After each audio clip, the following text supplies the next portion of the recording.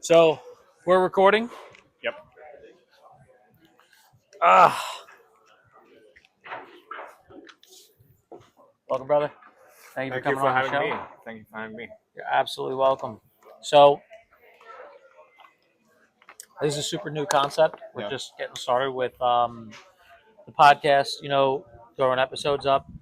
The idea of it is oh shit. The idea of it's super simple. We have a conversation.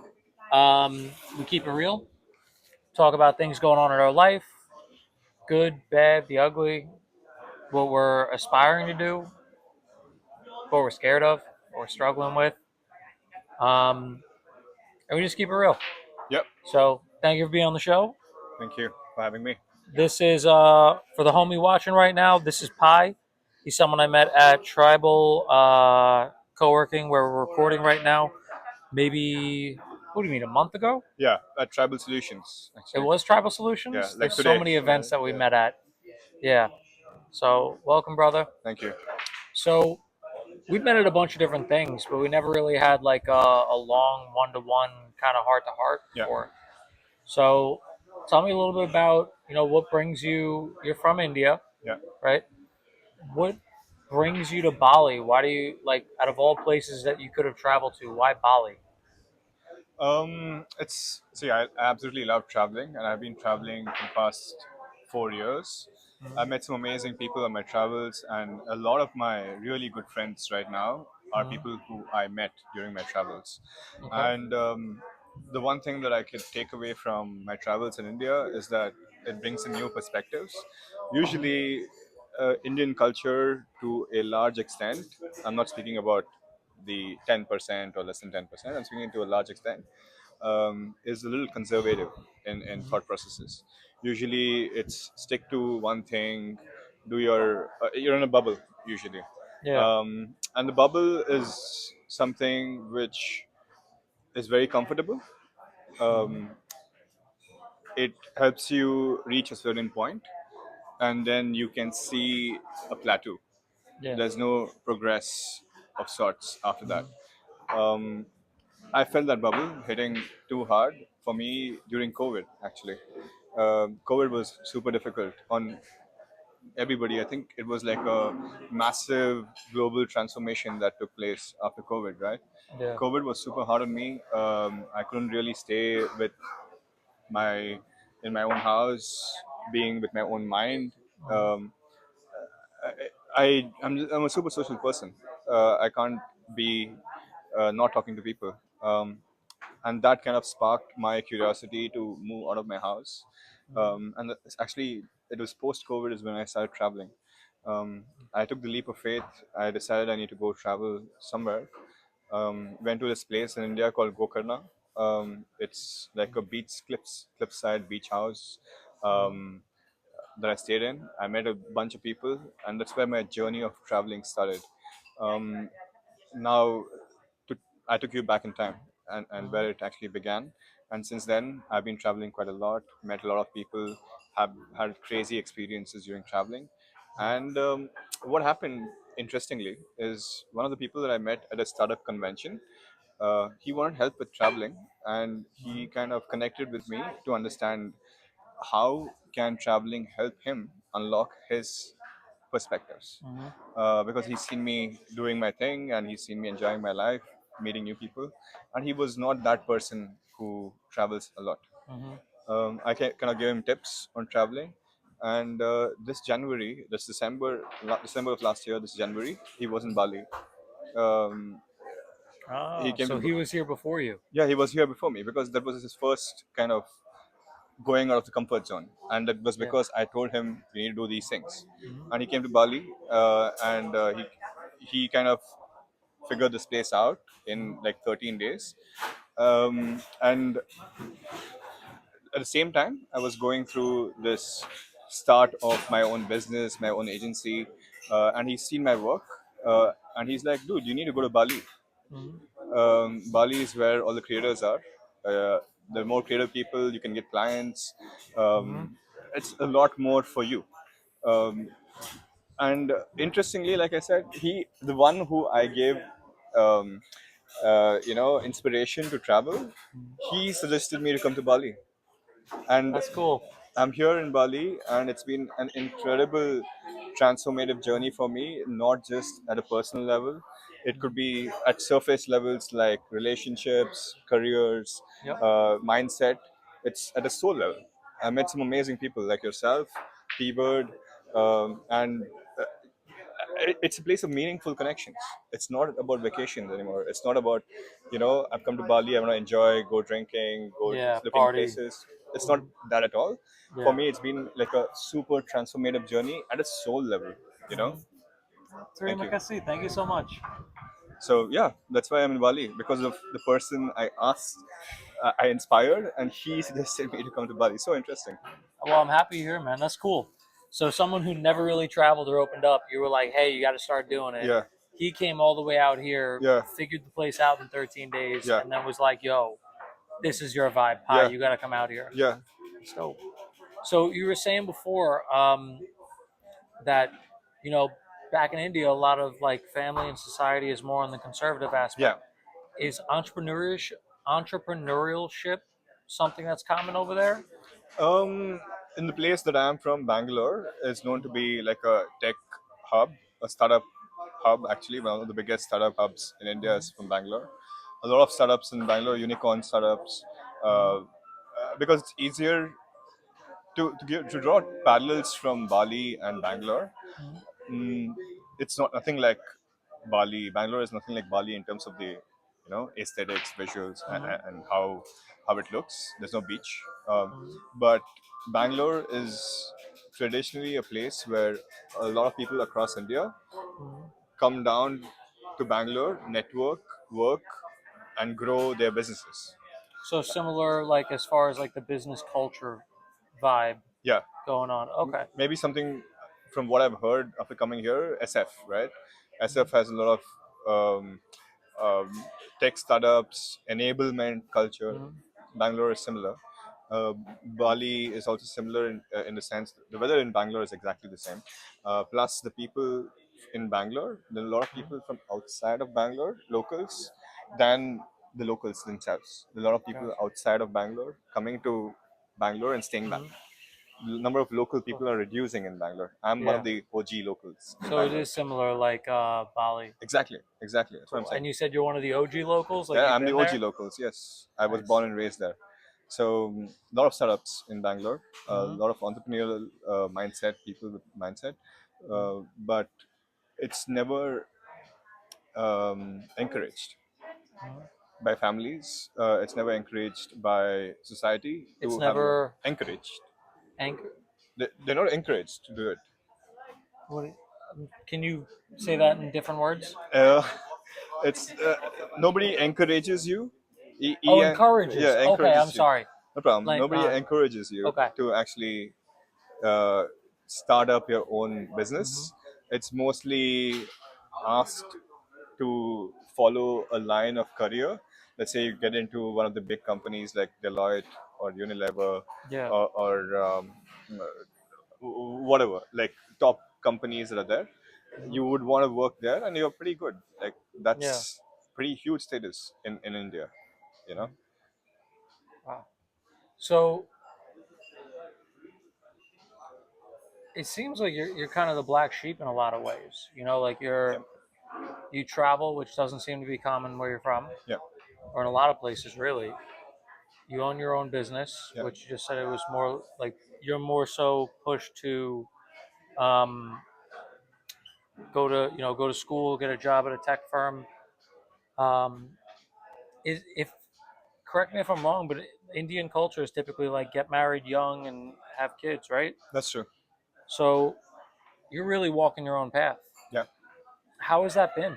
You know, is that something that like you faced, like backlash from the family with? Is that something they encouraged you to do? It's interesting. Yeah, it's usually people getting married pretty early, and there's a system in India called arranged marriages, Mhm. where you kind of instead of Tinder, like on Instead Tinder, of Tinder. yeah, Yeah. instead of Tinder and dating apps, where you Mhm. could have to go through the whole process of dating game to get the girl or the girl to get the guy. It's super easy in India. Yeah. You you just need to tell your parents that I want to get married, and they're like, okay, there's a girl for you. And they start negotiating with other Yeah, parents. of course. That's It's so easy. crazy. You know, Okay. it's impossible not to get married in India. It's Hmm. impossible because at any age, any time of your life, Hmm. if you're ready for marriage, you just need to go to your parents, or you Yeah. just go to your first relatives and Hmm. say, hey, I'm ready. Could you find the girls for me? Yeah. And instantly in like maybe a week, you'll have like a portfolio of 10 girls with you. You know, um, Huh. so it's been That's very different. yeah, it's pretty straightforward. Do you get a selection of I women? Do do you get say like I want to selections, get yes. married and they're like, here's Stacy, Veronica. Yeah, exactly. Yeah, Yeah, of really? course, of course. That's wild. So it's like real life Tinder, except like you're not going on a first date. Like Nothing. you're getting married. Yes, uh, Wow. but it's not that you as soon as they give you the portfolio of girls, you're like, hey, I'm going to choose her, Hmm. and you're going to get married next day. Uh huh. There is a time period where you can go out, let's say for about a week or a few months, but that's the only amount of time that you get, because Really? the other family Because and our family. otherwise they'll negotiate her for another guy that wants to get. That's crazy. No. That's such an interesting difference in culture. Okay. Yeah, So was your family like growing up? I felt pressured to do a lot of things. After I graduated high school, felt pressure to go to college. I felt pressured to get a job, whether I liked it or not, whether I cared about it or not. I felt pressured to, get married and have kids. yeah, Like that was like the the plan for me. yeah, Mixture of society, mixture of what my parents wanted and shit. So like in not doing that, I felt a lot of backlash, and yeah. even more so when I decided like I'm leaving New York and I'm moving to Bali. I dealt with a lot of backlash on that. Did your family care when you were like, how old are you if you don't mind me I'm asking? 34. You're 34. Yeah. So you're past the age where Yeah. most men in India would get married. Yep. So you're past the age that they would expect you to get married. You're traveling around the world by yourself. You own your own business. You're living a very different life. How does your family feel about that? Is that something they care about? Is that something that they talk to you often, or it's kind of just like Pi's doing his thing. We want him to be happy. We're happy for him. Yeah. It's a good thing that you brought up those things about yourself as well. There is a similar sort of pressure, Mhm, but it's a little bit more easier mhm, because in Indian society, having a career is the most mhm. stable and comfortable place anybody can be in, Yeah. um, versus having your own business. The second thing is we already know that we can get married Mhm, um, at any age, mhm. so there's no pressure of building the social skills to actually get the girl that you want, Yeah. right? Um, so the pressure in that way is eased out for Mhm, us, and that's why you see a lot of Indian men and Indian folks, they kind of lack social skills. And why I'm saying that is even I did lack social skills at some point. mhm, It's just that I've grown out of it. I've grown out of it. I've seen what the world out there looks like, and I would want to develop the skills to have my own choice, like to have my own path, right? yeah. Having your own path is more bigger for me than anything else. Mhm, I don't want to fit in, you know. So answering your question, what's happened is um, my parents have been pressurizing me since maybe 24. Not mhm, pressurizing, they've put the thought in my head saying, hey, you need to start looking for girls and all that. But it's just that I was not socially ready, and mhm, something that you should know is that I was like a very introverted person. I used to mhm. not like really go out and converse and take initiative to speak to people. That's crazy. So younger, you wouldn't believe Yeah, if we showed him you now, because you're dude. socializing. I seen pictures of you at parties. Yeah, You're hanging out. You're meeting new people. yeah, You're dancing. yeah, yeah, That's like an introvert's nightmare. yeah. Exactly, exactly. Hmm. That's where I found growth and transformation in, Hmm. because getting out of that zone, I've kind of opened up a lot of opportunities for myself, Mhm. and that's where I saw progress in, and that's why I started continuing doing that. Um, Coming back to the point where, in terms of family pressure, Mhm. uh, 24, 25, 26 is where they start putting this idea in your head. Mhm. I've got like, I'm a very picky person in terms of girls as well. So Mhm. I've got like a selection of 100 girls or something, and I've Mhm. chosen to go on Damn, a maybe. hundred Yeah, girls? of course. That's That's pretty crazy. easy, dude. Like, you just need to put your Very profile. easy. Do they have an Indian version of Tinder except Yeah, like but it? for marriages, yes. No. Yeah. There's So something it's like called. arranged Tinder where you're just like not getting married, not getting married. Exactly. Yeah, I'll spend a week with them, not getting married. Exactly, but you don't do it. Your parents do it for you. No fucking. That's okay. All right. Yes. So I'm listening. So back to what you were saying. So 24, 25, 26, a lot of pressure. Yeah. You're a picky guy when it comes to women. You got 100 women you could pick Yeah. from, plus 100 women plus. Yeah. Yeah. Yeah. And then you choose like, I've chosen like three girls to go out like and meet personally, Hmm. and I kind of do not like the vibe with them as much, and I was like already past the stage where I wanted my own way. So I was like, let's see what else is out there. And since then, I think till the age of 30, they have been pushing me, my family, my relatives, everybody comes to me and like, what the hell is happening, dude? Like, Yeah. are you gay? No, I'm kidding. Yep. No, that's the first thing that you get from your, family. Yep. Like, are you fine? Are you sexually okay? Hmm. And like, Yeah. I'm like, it's just a choice, like I've just not found the right person. I've been in like relationships outside of the arranged marriage scene, Yeah.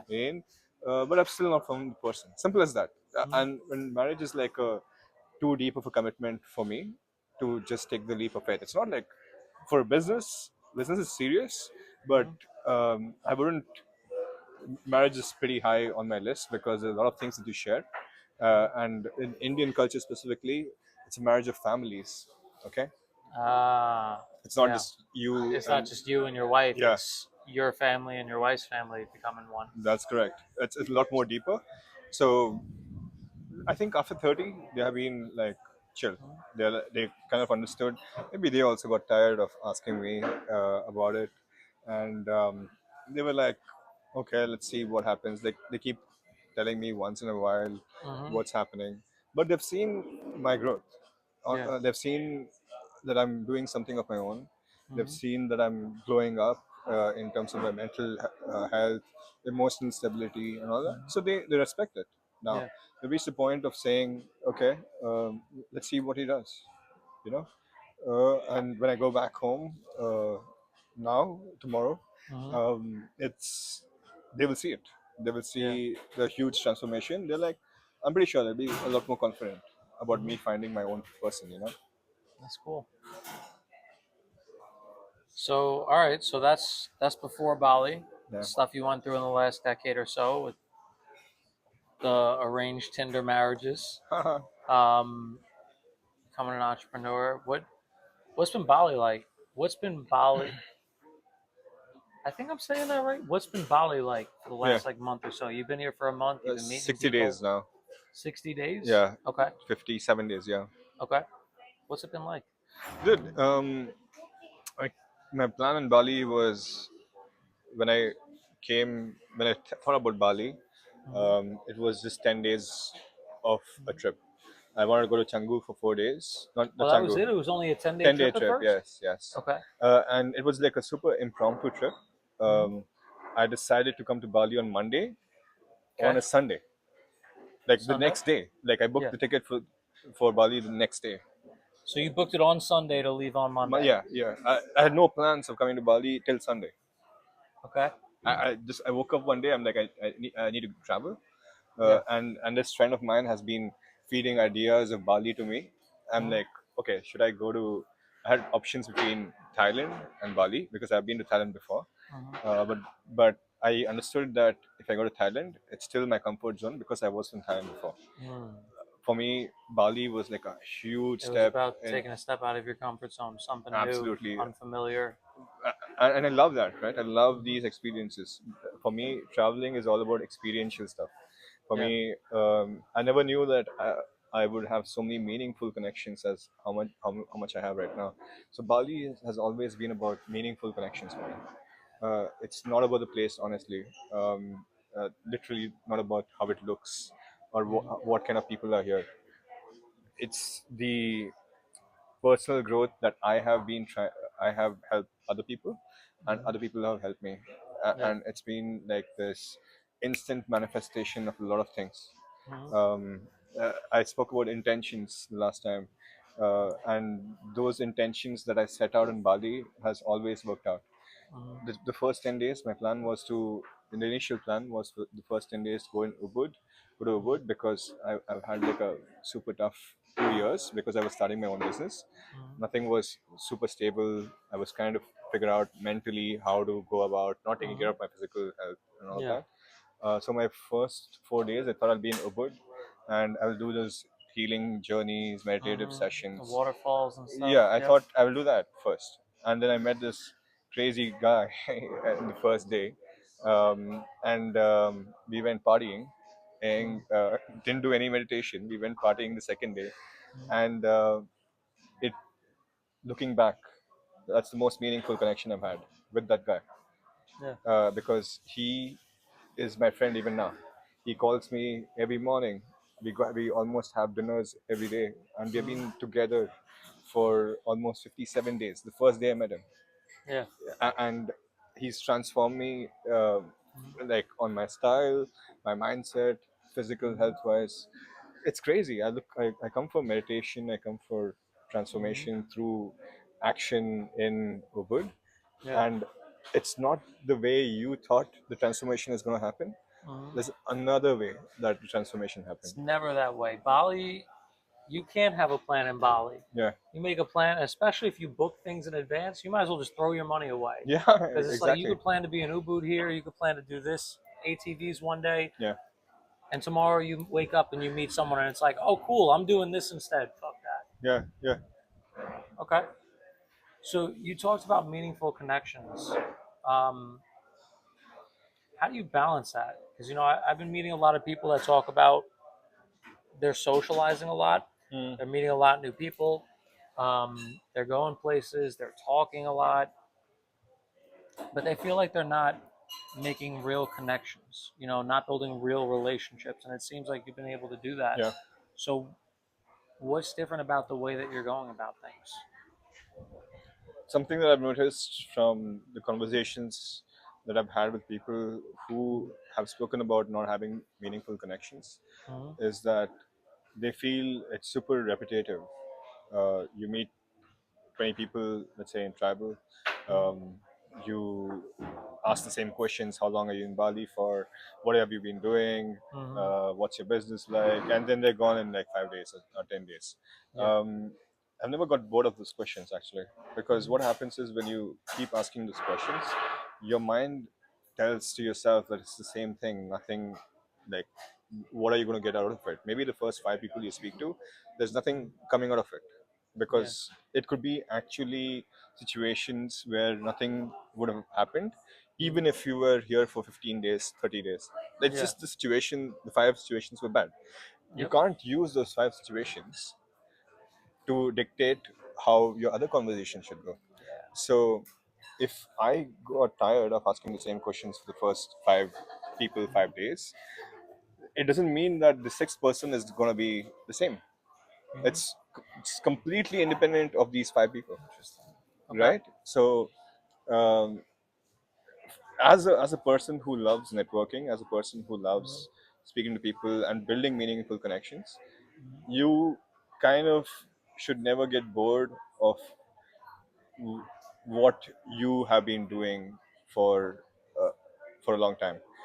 Even if it's the same questions that you've been asking, um the intention or the why behind it is not is the same. Sorry, is the same for every conversations you have. The Mhm. why behind it is that, can I build a connection with this person? Can they help me in some way? Can I help them in some way? Mhm. Just because you got bored of it in your head, the why doesn't change, right? Mhm. So I I can go to another random person right now and speak about what they have been doing. Um, and I could actually potentially get a client from that. But Mhm. because of what I've been, if you're in the mindset of saying I've got bored of asking the same questions, Mhm. you'll never make that move. You know, Mhm. it's the battle that you have in your head. Interesting. We kind of associate experiences from the past with every new Yep. situation that comes in forward as well. Um, but every situation is actually independent of any experiences you've had. Yep. It's your brain trying to save energy and saying, "Oh, I've heard this before. They've been here for 5 days, so that means that this is going to happen." Exactly. But it could be a totally different person. Exactly. It's the Yeah. same with girls. It's the same with Hmm. businesses. It's the same with clients. Yep. You think that, okay, I've been working with this client for 1 month. They my previous experiences. It's just a project. I don't think there's any progression to this. And then you start, working less, or you do not have too much intentions towards the client because of your past experiences. Hmm. But it's never the case. It's never the case. There could be a point where they help you with more projects.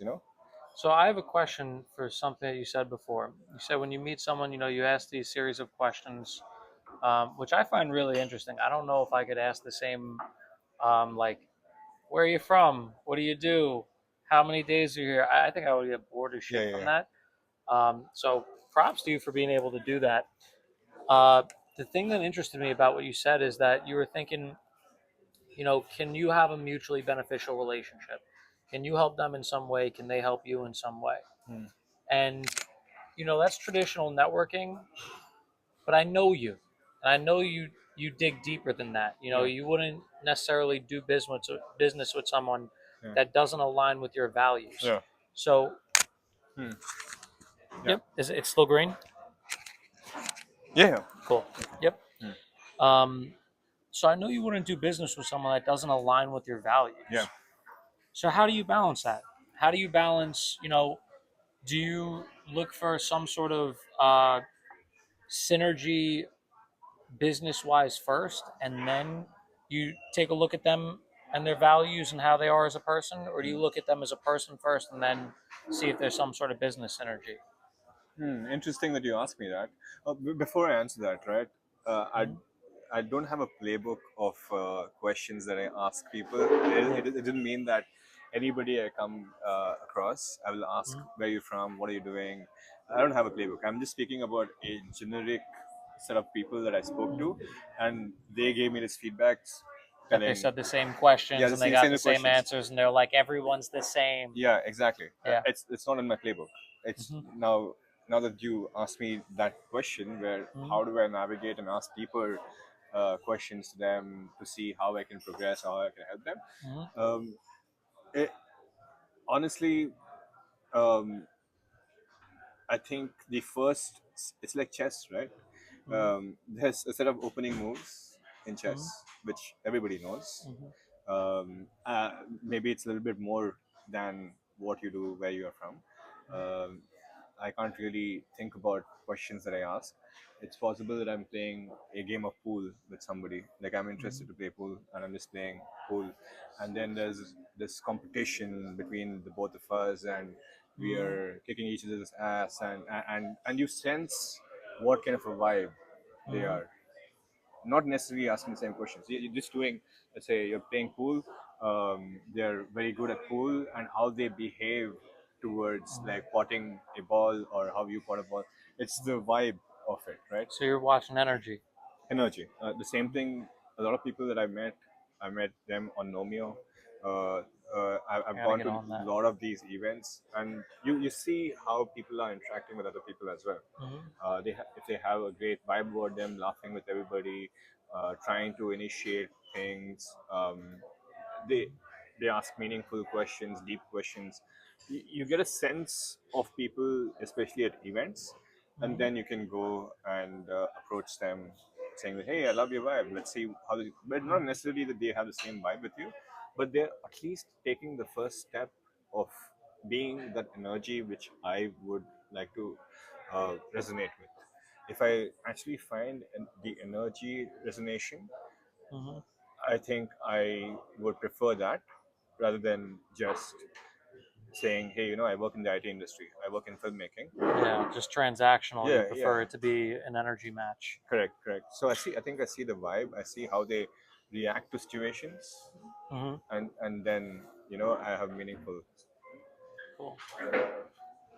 What about FOMO? FOMO. FOMO. You know FOMO? Yeah, the Fear FOMO. of missing out. Yeah, yeah. So growing up, I would always want to do everything. Hmm. I would have this crazy sense of FOMO because like I didn't get to do much growing up. I was very sheltered by my mom, and so like once I had freedom around like 17, 18, I'm like I'm doing everything. I'm going everywhere. I'm talking to every Yeah. person, and so sometimes I struggle with that. Like where like part of me is like, all right, I know I need rest, Hmm. and but this is going on, Yeah. or maybe they don't align with my values entirely, but it's something to do, so Yeah. I kind of struggle with this sometimes. Yeah. um, do you have anything that goes on like that?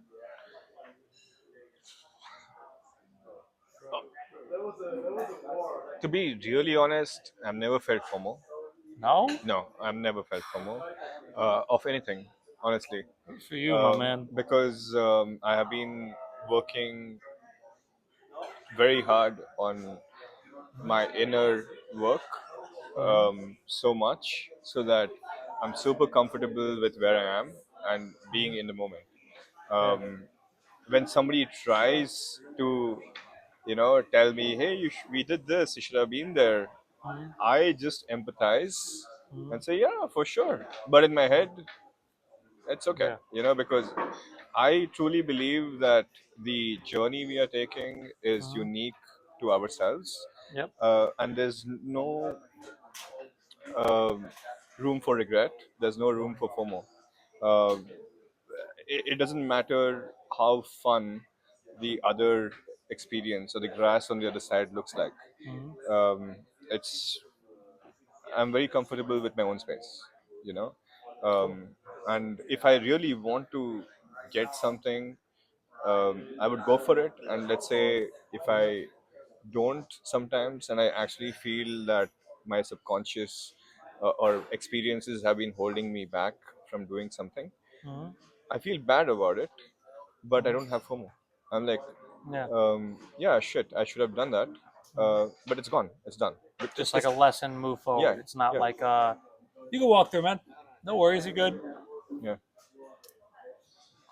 So I think I've been super comfortable in my shoes and where I am. I've never felt the need of of being somewhere else. I have no regret in life. I've gone through, like, I think I've already told, pain has been my most motivational factor to Mhm. actually, uh, I wouldn't say motivational, most driving factor Mhm. to get to where I am. Pain has been my main uh, source, Mhm. and I don't regret it. You know? It's interesting you say that. There, um, was it Sigmund Freud? There was someone that talked about there's really only two factors, two things that drive humans to do something. One is moving away from pain, Yeah, so something bad they're moving away from, yeah, or two, moving towards pleasure. So, yeah, and as humans, we're pretty much hardwired to for the first one to run away from pain because like our brains really haven't developed much in the time that we've been on this planet. So like imagine caveman times, maybe not 500-600 years ago, but like primitive times before there was civilization and all this stuff built. If we're in the wild, and there's some berries over there we can get, yeah, cool. yeah, We want to go near the berries. yeah, If there's a lion next to those berries, yeah. it's a fuck ton more important to get away from the That's lion true. than it is to go for the berries. Yeah, So we're pretty much hardwired to do that. yeah, If so, the spirit of this podcast is about vulnerability, about yeah, being raw, real. Um, you mentioned pain. yeah, Is it okay if we dive into that a yeah. Of little bit course, more? If of you tell me a course, little bit about, of cool. course, of course. What's the pain that you're talking to? What was talking about? Uh, what is the pain I'm talking about? Mm-hmm. Oh shit. Okay, that hits hard. Like Yeah. because Take your time. what's happened is that um, these painful moments kind of changed me significantly over a duration of, like, say, 2 3 months, being with it, being in the thoughts, um, what do you say, um, introspection through it. But like I said, I have no regrets. So I've never gone back to the time when there was that situation where I have even thought about, oh shit, I felt this way, because I've already moved on from those, right? Um, I think, what example can I give you?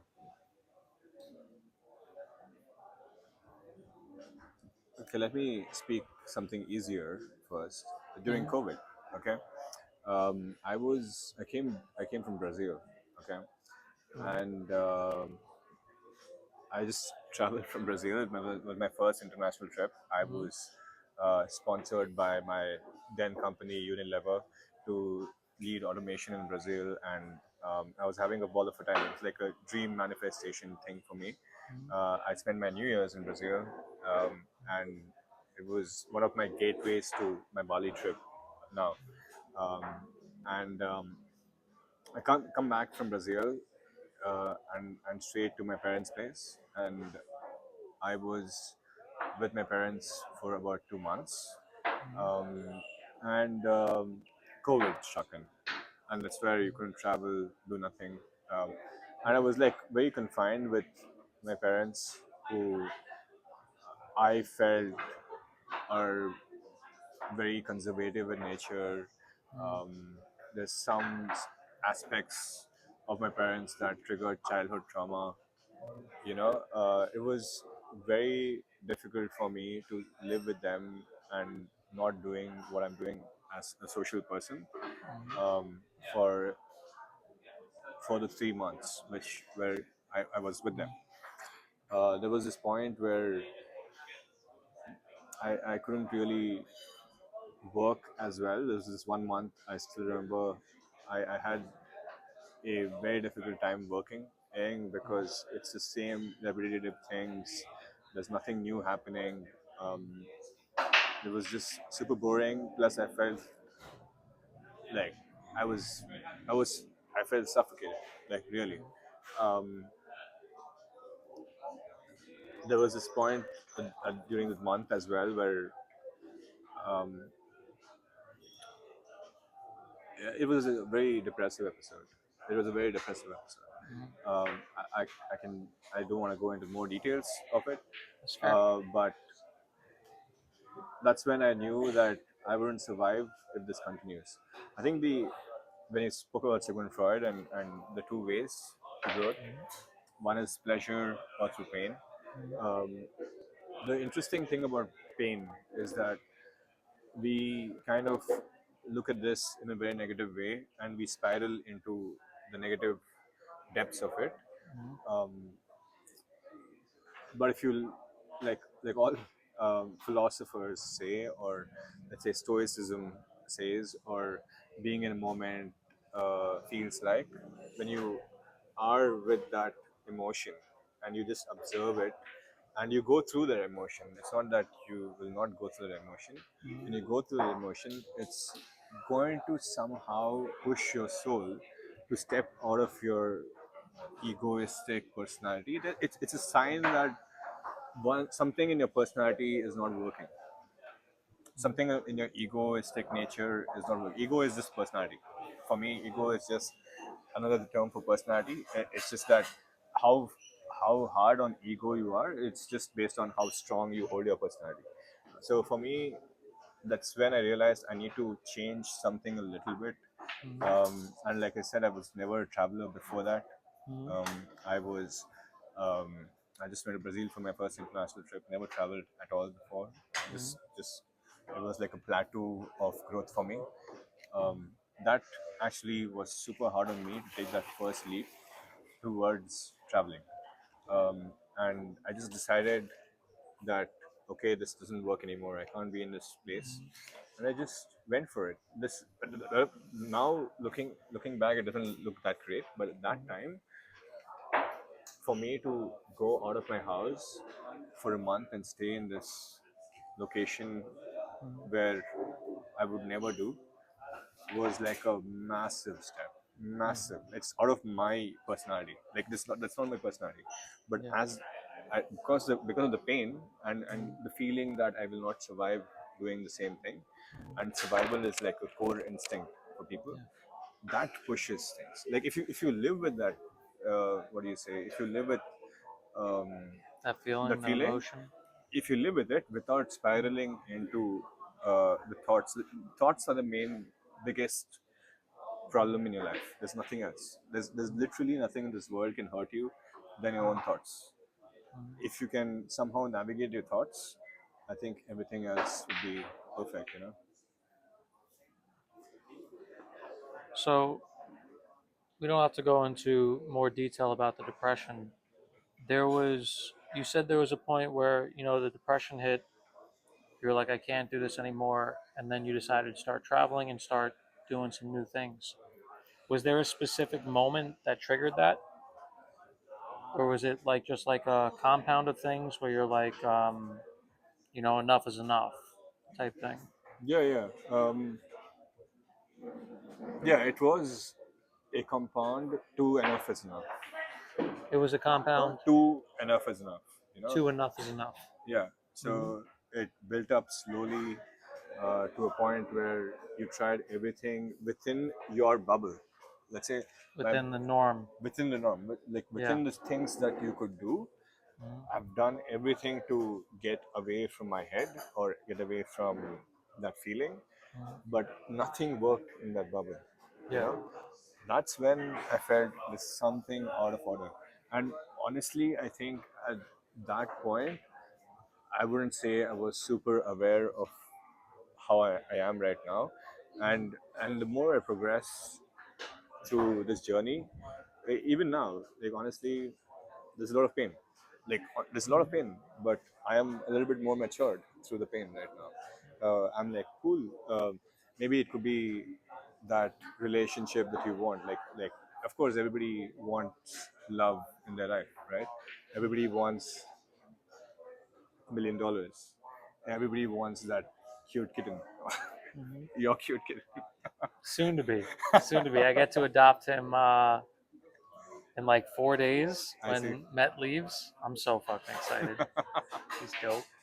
Yeah, but you see, there's a lot when you have a longing for something or when you feel the need for something, there is pain and pleasure that comes with it.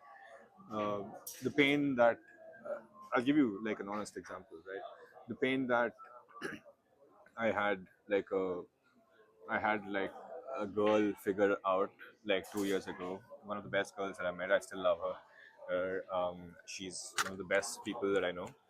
It's just that through that, through that was like very promising, dude. Like it was so promising for me. That entire situation was so promising that I think 2023, 2020, yeah, 2023, 2022 was one of the best years of my life. Like everything was perfect. Like it was so perfect that I had to touch myself 4 5 times like this to say, hey, is this real? Is this because I got the dream girl, I had the dream job, Yep. I had everything that was just set for the future, you know. Mhm. Um, and I don't have the pain right now, but what I'm suggesting is that when you had these things earlier, and when you feel that why can't it be now? Why can't I find that girl now? Why can't I find? I'm not speaking of that girl. And why can't I find somebody else in the same feeling right now? Mhm. There is pain, but I'm living with it. I'm living with it, and that's kind of helping me Mhm. do better with my personality. Like I've gone through this crazy Bali glow up where Mhm. I kind of feel that I have transformed mentally, physically. I'm going to the gym, so it's because of the pain of what could have been, not FOMO, what could have Mhm. been. Um, it kind of has pushed me as a springboard to do better with myself. And that's how pain, if you live with it, Mhm. can really help you without getting too deep into it and depressive. I'm not a depressive person. Like you have seen me. I converse with everybody normally, and the same. If I had gone through the same episode like a few years ago and I couldn't live with my emotions, I wouldn't be doing this. Yeah. Now it's the same. It's the same intensity of pain that I had a few years ago. The same situation, Hmm. but I'm just living with it better. Yeah. You know? Different perspective. Yeah. I just want to say thank you for coming on the show, Yeah. man. Thank you for opening up. Okay. I'm sure that, or I can imagine that, if you're coming from a conservative culture, it's probably not normal to open up and talk about things Yeah. outside of like being like, here are the facts, Yeah. So I really appreciate that. And if at any point you're like, hey, I don't want to talk about this, feel free to say no. Feel free to throw the question on me. Be Yeah. like, you fucking talk about it. And yeah, How has pain been for you? Tell me about it. pain's been one of my biggest teachers. I try to live by this quote. I can't remember where I got it from. It's not my quote, but it's either you win or you learn. Yeah. There's no losing in life. Either Yeah. you win and you got what you wanted and you achieved what you wanted and you're where you wanted, or you learned a lesson. And pain's been a motivator. Pain's been a transformative force for me. Um, I dealt with a lot of pain growing up. When I was younger, I was overweight, bullied, socially awkward, had no idea how to talk to people, didn't understand like how to be someone's friend. I was the oldest of three. Um, so I was the one figuring shit out. I didn't have like an older brother to be like, hey, this is how you be a person. It was me, and then the next person in age was my mom, who's 25 years older than me. She had me at like 25. So, um, a lot of bullying that led to a lot of anger, um, which then led into a lot of fights, which then led into a lot of trouble. So, but then the trouble reset me. It's almost like, the story What's Good, What's Bad, the Chinese farmer. No, I have not heard that. Never heard it? No. I'll tell you, and then I'll tell you about whatever pain you want to know.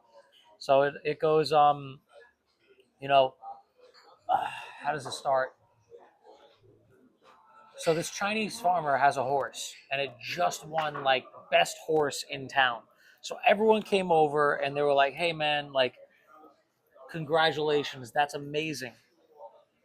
And he was like, "Yeah, it might be like what's good, what's bad, we really don't know." And they're like, "Weirdo, whatever," and they left. And the next day, the horse was gone. It ran away. So everyone from the town came over and they go, "Hey man, that's so sad. The horse is gone, and that's terrible." Guy goes, "What's good? What's bad? We'll never know until the end." Mm-hmm. The next day, the horse comes back, and now it has all these wild horse friends that come with it. So now this farmer has all these horses. Town comes back. That's amazing. What's good? What's bad? We'll never know. The next day, his son is riding one of the new wild horses, falls off, breaks his leg. And again, the town comes over. Oh my God, that's so bad. And the story ends by the following day, the last day, the draft happened, and all the healthy young men were recruited to war, where they all died. And his son was spared because he had a broken leg. Oh shit. So this whole thing is like, you never know what's good, what's bad. Like I could sit here and be like, you know what, it was absolutely terrible that I was overweight, that I was socially awkward, that I was bullied, that I ended up getting angry and getting in a lot of trouble. But then it also made me, compassionate, and it made me have some other qualities.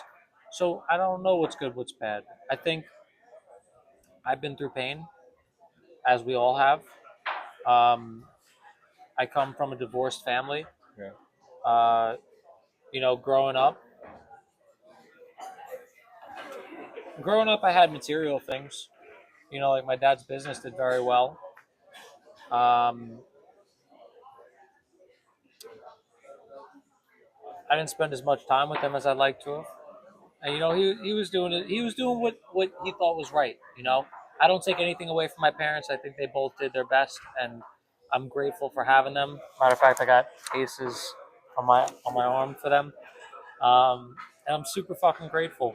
Would I have liked to spend more time with my dad? Yeah, I think that would have been dope. Um, Around 10 years old ish, we moved towns, and in the process, my dad redeveloped his addiction for cocaine and caused turmoil. Turmoil. He ended up basically blowing all of our money, all his money, the family's money. Um, Parents got divorced. He was on a 2-year bender where he spent a tremendous amount of money on coke. Barely saw him. I didn't really know what was going on because my parents, like my mom, was like very sheltering of me. You know, she didn't want me to know anything. Just dad's not here. And there were some sad fucking moments, man. There were times where like I would wait at the door for like because my dad was supposed to pick me up and never came. I'd sit there for like an hour, 2 hours, just he's just late. He's just late, and he was dealing with his own battle. Um, so that was painful. That was definitely painful. First girl I ever loved cheated on me, and I went out of my way for this fucking girl. Did things I'd never done before. Really fucking cared about her.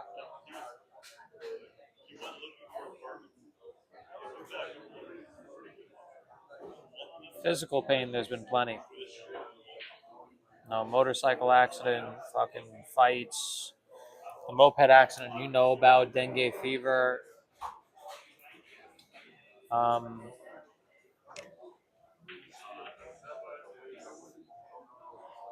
I think the emotional pain has been the most transformative.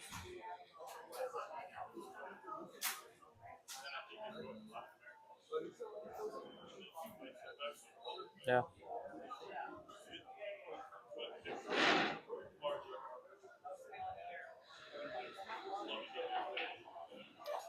Recently, I had to break things off with a girl that I loved. Um,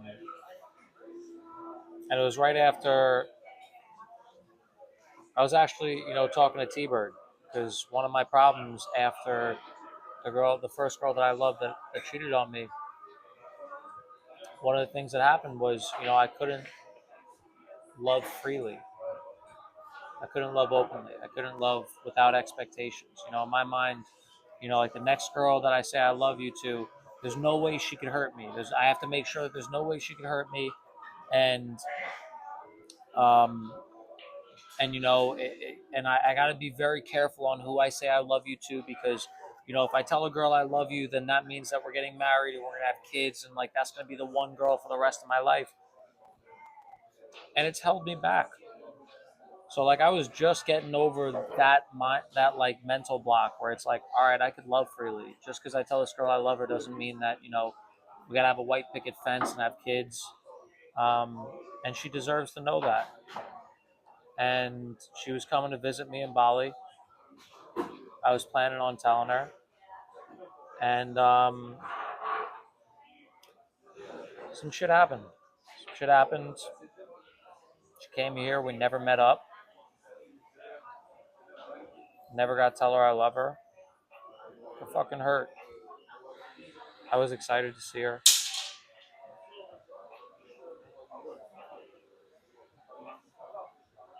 I was excited to see her. I was excited to tell her I love her, to express that openly. It's in my journal, but it's not. She never got to hear it. I never got to say it. I never got to feel it.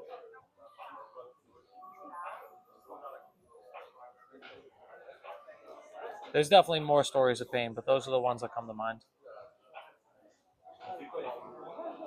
Something I noticed is like you feel so hard, like like you go deep in the feeling, which is insane. Like I could literally energetically see, maybe feel what you just felt. Maybe it's just not an expression in your face. You were in it. You know, um, that's interesting. For a long time, I would see like men cry and be like, you know, they're weak. Like men who show emotion are weak. And one thing that I've learned since I've been here, man, is vulnerability is strength. Like, It is. my youngest brother has shown me that. You know, he's the type where like if he needs to cry, he'll fucking cry. And at the same time, he's not someone you fuck with. Like stands his fucking ground in ways that I couldn't, and he's 8 years younger than me. Yeah. So like that was like my first display of it, and then getting to, you know, since I've been in Bali, I've seen men cry, I've seen men be vulnerable, and they're strong fucking dudes, man. One of Were you in T Bird's workshop that she did? No, I wasn't. No, she did a workshop, and this dude, he was just like us, man. He was a bro. He was in the workshop, and you know, he cried in front of everyone. There was like 15 of us, and like at no point did I look at him and be like, "Yo, this dude is weak." Like I don't want to be a yo. I ran up and I fucking hugged him. This dude lived with me, sleeping in my fucking room for 5 days, Hmm. and we're close as fuck. I've got the utmost respect for him, and that connection would have never been built. That respect would have never been built if that didn't happen. If he wasn't willing to go out to just let himself fucking cry, like let himself be vulnerable. You know, he could have kept whatever was going on in his head bottled up, and then what? Walked around the rest of the day, no new connections. You know, go through whatever battles he was going through alone. For what? To have the pride to be like, I didn't fucking cry? What the fuck's that gonna do? You know, like I got him. He's one of my screensavers on my phone. Like when my if you ever see like my phone light, oh, my phone's over there. If you ever see my phone light up, like he's one of my background pictures. Like he's like a fucking brother. And it was all because he was vulnerable. You know, I'm I'm I'm really fucking lucky to be a part of the community that you've seen where I live. And I don't think it would be as strong if I wasn't as vulnerable, and T-Bird didn't inspire that. You know, I think every single person that's lived there has seen me cry at one point. You know, some from pain, some from gratitude. And I don't think the bond would be the same. When I got into my moped accident, within minutes, literally faster than a single ambulance would have been to me in New York, I was surrounded by 7 people who were there for me.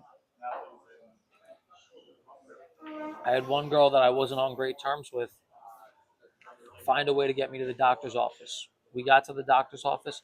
She's fighting with the doctor because I was 13th in line, bleeding on the floor, and she was fighting to get me in sooner. I decided to walk to the hospital a mile away. Yo, she walked with me. She offered me her shoes. There were people that met me at the hospital, and it wasn't because she didn't want to offer me a ride on the moped. I thought I was going to pass out from shock. I told her I'd rather just walk because if I pass out walking, it's better than falling off a moped twice. They made sure I was okay in the hospital. They brought me water. Bunya, who is one of the girls that manages the community and make sure that everything's up to par. She stayed at the hospital to front the money because it would have taken 2 hours of me waiting there, and she wanted me to be home and resting. So she did that. She picked up my medication for me to allow me to go back home. A week later, when I had dengue fever, man, I was in some of the worst fucking pain. One of the girls from the community, bro, got me fucking medication, chocolate, a little Pokemon thing. She didn't even know I liked Pokemon. It just happened to be a thing. And like the next few days, I woke up and I couldn't fucking take care of myself, bro. Like I woke up disoriented, feeling like I was gonna pass out. I was exhausted. I had like pneumonia symptoms, like sweats, chills all night. I'd wake up in the middle of the night with like the worst fucking like stomach and back pain. I was getting bone chills. I was in such a bad place physically, and that pain was a beautiful lesson because it taught me to be okay with receiving. You know, as guys, we're not taught that. It's not okay for you to receive. You have to be the one doing. You have to be the one taking care of others.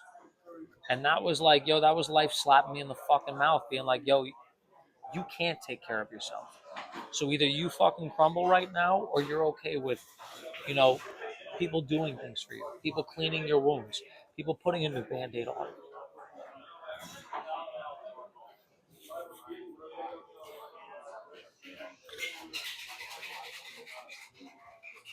I knew I was going to cry on the podcast at some point.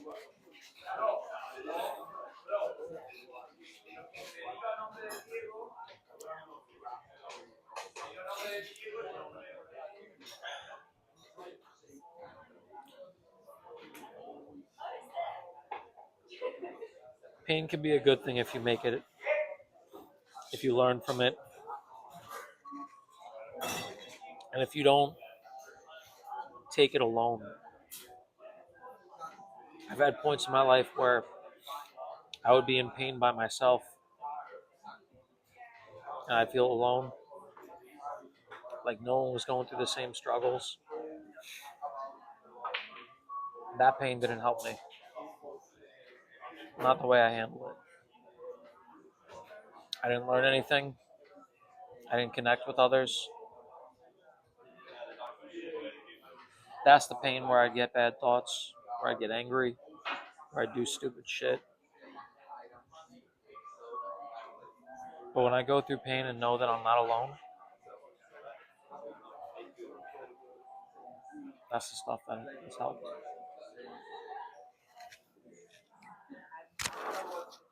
Love you, brother. Love you too, bro.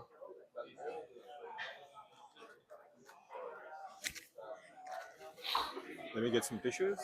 No, I'm good. I'm good. Thank you. If you would have asked me a year ago, Tony, would you be fucking crying in the middle of a room full of people that, you know, you might want to connect with? Not a fucking chance. But genuinely, vulnerability is strength, man. It It is. really is. Because I don't know who's going to see me cry right now and and take it as a lesson to be okay with that Yeah. and walk with that and let some shit out and let people be there for them. Yeah. That shit was a life lesson when I had dengue, man. It really was. Bro, like, tell me a little bit about how fast you recovered from that. Like, your recovery from that is like a testament of the strength that you have within yourself. It's It, incredible. I saw you one day over here with all bandages at the back, and you could hardly move. You could hardly lift the snooker. Um, uh, what do you say? The stick. And you still beat me. You still beat me in snooker when he had this injury with the left hand. And then, like 2 days, fast forward 2 days, fast forward a week, yeah. you are going around hitting the gym. I saw you like doing shadow boxing and boxing. Like how does that how does one come to that mentality? Love, man. That's the only thing I could. I mean, the moped accident, thank God, it wasn't good. It wasn't terrible. You know, I'm grateful. No broken bones, no torn ligaments. I got all my fingers, all my toes. Um, that I'm gonna say I recovered quickly because I eat a lot of protein, and ChatGPT says protein rebuilds skin, tissue, muscle quickly. The dengue, man, I'm giving that to love and hydration because that happened a week after the accident, and you know I didn't know shit about it. I didn't even know I had it for the first like 2 days. I was just like, oh, I just happened to have pneumonia and back pain. And because I got this wound in my elbow, it hurts my elbow. Hmm. It feels like the wind's hitting my bone. So I just thought I had this conglomerate of like 90 things wrong with me. And then like I was posting about it on social media and 3 people were like, bro, I think you have dengue. So I looked it up, and that's just no joke. Like that dengue causes organ failure. I spoke to someone whose uncle died. Like that's a real fucking thing. Honestly, I've heard the word surrender a lot lately. You know, like surrender to God, surrender to the universe, like allow things to take its course. And at that point, that was my only fucking option. That was right I, after you got like fucked up with the back, bro. with the moped accident. Yeah, Yeah, right after. It's, I remember like I remember feeling like shit, not only like physically but mentally, because it was like I was working so hard on everything that I was doing, like building community together, putting together speaking engagements, like uh, working with T-Bird as my coach, like all these different things, and it's like I couldn't do shit, you know. And it made me realize like how much value I put on myself based on what I did, you know, not who I am, but what I was doing. So if I wasn't doing, I wasn't worth anything, and that was fucking hard. I remember like you could ask T-Bird, man. Like I was half dead, and I was like trying to get things done, and I'm like writing and passing out at the same fucking time because like that was just. So there was a lot of lessons with dengue, and to your question, yeah, I bounced back really fucking quick, really quick. I think it was a matter of 5 days, and I was back 100%. yeah. And I heard it could take months to bounce back from that. So I'm grateful. I think it was a combination of love and the fact that I didn't accept negative energy. You know, like when I posted, because I've been very vocal about my story, about what's Yeah. going on Facebook, on Instagram, on all my socials with people around me. Um, and it invites a lot of support that I'm very grateful for. And it also invites people to share their negative viewpoints, which they might be people that I love, but it doesn't mean that I want to know the viewpoint. Like someone that I care about. When I said that I had dengue, I got a message that said something along the lines of, "Hey, so I was listening to some woman's speech, and her husband had dengue, and afterwards he had bad memory, and it turns out the dengue gave him a brain tumor. Just wanted to let you know." And I'm Shit. sitting there like, what in the fuck was that? Like, I like you as a person, but why the fuck would you put that in my head? That's true. That's like when I got my motorcycle and everyone under the sun was like, you got to be careful. I know a guy named Steve. He's only got 2 toes now. My friend John back in high school, John doesn't live no more. He widowed his wife. And I'm like, why would the fuck? Yeah. So it was a combination of love and allowing other people to nurture me, and also protecting my energy. You know, there Absolutely. was a lot of different things I've heard about. You know, took months for some people to recover, Yeah, and I was just yeah, like, all right, cool, that's their story. That's their, you know, like you were saying with FOMO, where it's like, well, someone else can feel like they're missing out, but that's not me. That's not my energy. yeah, I'm gonna just let you do your yeah. thing. I think that was really what led to the recovery of it quickly.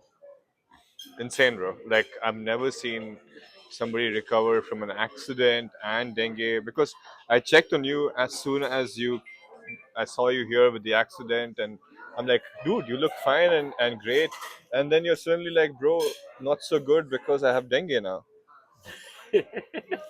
Yeah, I'm like, what the hell is happening? Yeah, man. And then 5 days from there, you've recovered and you're doing your thing. It's insane, dude. Um, I have seen a lot of people who don't even think about getting up because they lose the battles in their head. I'm sick. What do I do? I can't do anything. Nothing's gonna happen. But I think at every moment of time, you're pushing yourself a little bit more to continue life as is, irrespective of the circumstances you've had. Kind of help that fast track, you know, Yeah. which is incredible, bro. When I had to break things off with the girl that I was telling you about, Yeah. that I loved, that was smack in the middle of that. Oh That was shit! What are you that saying? was the first day I had symptoms of dengue, and I didn't know I had dengue. So moped accident, dengue, that, and to be honest, man, I think it was a test from God, the universe, whatever. How bad do I want to stay on this mission? T-Bird talks about this all the time, like my why. If I'm rooted in my why and I'm rooted in my mission, like the how is easy. I'll figure out a how. I'll figure out a way. The universe, the stars, God will align what needs to be aligned in my path. to make it happen. And you've seen that yourself, manifesting like being here, manifesting, business taking off, manifesting. What are you down? Like 10, 20, 30 pounds? Yeah, I see you so often that like, I don't remember what you look like when I first, but I've seen that you've slimmed down over time. Yeah, 7 kgs. It's what, 14 pounds, whatever. 7 kgs is about 15, 16 pounds. Yeah. Yeah. So I think it's a matter of, like when you really feel it, like it's going to happen. And if I wasn't in my Y man, if this was a few years ago, and like you said, like this was just vacation, Yeah. and it was like, oh, it's beautiful over here. I love how great my Instagram pictures is. I would have been back home, man, chilling with my cat Muchacho, hanging out at my crib, smoking some blunts. I would have been back there, but thanks to T-Bird, thanks to the people I've met, the people who've inspired me, the men who have been vulnerable in front of me and in front of literally people here. One of my first few days, I went to Give It All. Yeah. The guy who runs it, Daniel, he was the first man I've ever seen be vulnerable in front of a crowd. He was right over here. They had a panel of speakers. The host was Jackie, and there was 3 people in the panel. And I remember connecting with Daniel because he told the story, and he was real, man. He was talking about, and I'm only sharing this because he shares this openly with people. He was talking about how he grew up and his dad cheated on his mom, and he ended up telling his mom like, hey, you should leave dad. So like some people, they feel like, oh, I was the cause of my divorce. Like I can only imagine, like he literally told his mom like, you should get divorced from dad. And then like all these different things that happened in his life, like his best friend left him, and he ended up getting this job where like he had the money and like it was good on paper, but like he didn't align with the people. Like the people he was with were doing drugs, they were partying, and that like, and he was just there because of work. So they happened to. So he was telling his story. He was the first dude in Bali to be vulnerable that I've seen in front of a fucking crowd. I was like, whoa. I literally went up to him afterwards. Like, I don't even think I talked to the other panelists afterwards. I went straight up to him. I was like, yo, let's connect. And the universe works in crazy ways because coincidentally, we go to connect on LinkedIn. Yeah. And Daniel's like, what the fuck? Like, he's like, it won't let me add myself. And I'm like, what? I'm like, let me see. We were already connected. Oh, wow. Because he ended up being one of the people I reached out to on LinkedIn before I landed here, and neither of us knew it. Oh, wow. And the universe was just like, nah. You guys, if you don't plan something on LinkedIn, we're going to have you fucking... So, I'm grateful that I saw him be vulnerable in front of a crowd. I'm grateful for I saw a good friend of mine right over there cry in front of a whole group at T-Bird's session. I'm grateful I've been able to be vulnerable and, hopefully show someone that, it can, if you think vulnerability is weakness and you try to hide your vulnerability, it's weakness. It's like if you think you can, you can. If you think you can't, you can't. If you try to hide it and you're like, if I cry, I'm weak. Yeah, that's true. People could use it against you. But if you, like, bro, I got a video of me crying on my fucking Instagram. What's someone going to do? Yeah. What can someone do to me? Yeah. If I'm willing to cry on my fucking own in front of people that, some I admire, I respect, some I might want to meet one day and have a good connection with, and I'm willing to cry before we even fucking know them, what can anyone fucking do to me? That's true. So that's why I believe like vulnerability is strength. If you own it, if you say, you know what, these are my fucking emotions, this is how I feel, it invites other people to be vulnerable, and that's where connection is made. Like, because we could celebrate success. Let's say fast forward from now 6 months, me and you are multi-millionaires. We're doing great in business. We're partying together. Yeah, exactly. We could party together. We can have a great time. That's not what's going to build connection. But if me and you are going through some trauma together, we both dealing with heartbreak, we're both dealing with struggles of whatever we're going through, and we can connect on that level. Yeah. That's what builds relationships. Absolutely. It's not the good times because anyone could party with, when you become a millionaire, all your friends that you haven't heard from in months are going to be like, hey, Pi, wish you up to this weekend? I've been missing you. I've been trying to talk to you. So if I could be the first person to be vulnerable, and someone ends up Yeah. being, and Daniel and my friend that were here, these are the two in public. There were two other guys that I'm immensely close with, because in the same first few weeks of me being here, man, they opened up to me. One of them opened up about being sexually abused as a child, which as a man, that's hard to as anyone, that's hard to admit, but especially as Yeah. a man. He ended up sleeping in my room for a few days. There was a series of unfortunate things that happened that he needed a place to stay. Bro, because he was vulnerable. Otherwise, I barely fucking knew the dude. I met him like 2 days before. I was like, yo, come live with me. We got Yeah. a second bed in my. I was gonna have him sleep in my bed with me, and we asked the host. The host ended up putting a second bed in, all because he was vulnerable. Another friend opened up to me about some money challenges he was having. You know what I did? I didn't shun him. I didn't put him down. I said, yo, I got you. We're gonna figure this shit the fuck out. And we fucking did. We Really? did. Okay. Wow. We came up with some solution. We brainstormed a few times. We had this idea. He followed through with the idea. He doesn't live at the same community anymore. He's living somewhere else. So I haven't, we haven't spoke as much, but I watch his social media. He's been active. He's been working. Like, money ain't an issue anymore. That would have never fucking happened Yeah. if he didn't have the courage to be vulnerable with me. Yeah. So like, that's my message, man. Like I've found it challenging to put into words what my mission is, and I got it the other day. I shared it on my third podcast episode with Jay. It's my mission is to show men that they're not alone. There's brotherhood waiting for them when they're ready to accept it. My mission is to show men they don't need to be perfect. They don't need to be the strongest, most capable, most rich, most good-looking dude.